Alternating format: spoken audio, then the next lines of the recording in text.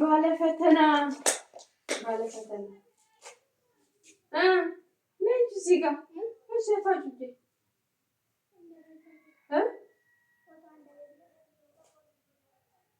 ዛሬ ትምህርት ቤትሽ መጥቼ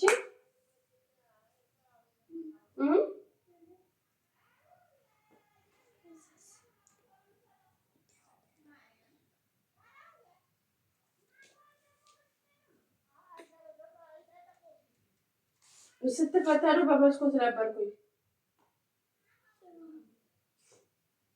ከዛ ለአንዱ አስተማሪሽ ነገርኩት ዛሬ ጧት በቀስቅሽኝ ብላ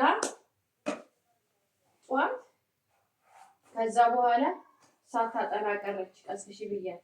ቆይ ነይ ነገርኩት ዛሬ ነገርኩት ፈቃድ ጠይቅ ከፍቃድ ጋር ሄዳለሁ።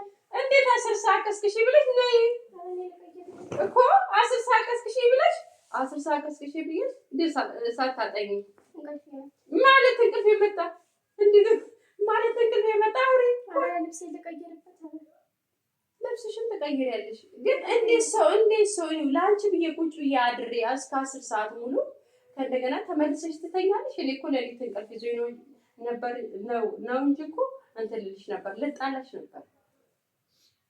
እና ለምን እንደዚህ ይደረጋል? ነገርኩት 15 ደቂቃ ሰው እሱ ሳይገርም የውጤቷን ነው የነገረው። እሱ ሳይገርም ውጤትሽን አየሽ አይደል? ቆይ አሳይቶኛል እንጂ ልብስ ልቀይር አውሪ ጆሮዬ ነው የሚሰማሽ እኮ ለምንድን ነው እሺ እንደሱ ያደረግሽው? ለሊት መቶኝ ኧረ ይሄማ እንቅልፍሽ መጥቶሽ ነው ውጤትሽ እንጂ እንደዛ ቁጭ ብለሽ እያደረግሽ እኮ ውጤትሽ ማለት ዜሮ። መምህሩን ጠይቀው ነው ሁለት መምህሩን የግሬድ ዜሮ ማለት ዜሮ ሂሳብ ነው ያለው። ሂሳብ ነው አንዱ ሂሳብ ነው። እንደሱ አይደል? ምን መምህር ነው ፍቃድ ሂሳብ መምህርና የጠየቅሽው ጀነራል ሳይንስ ነው ምናምን ዜሮ ሳይሆን ዝቅተኛ ነው። ዜሮማ መቼም አታገኝም። ዜሮ ከስንት ተማሪ ከ60 ምናምን ጠየቂ እኮ ማትስ የቀለለ ያልቀለለ ማትስ ነው ከ50 በላይ የመጣው ያልቀለለ አልቀላም ልብስሽንማ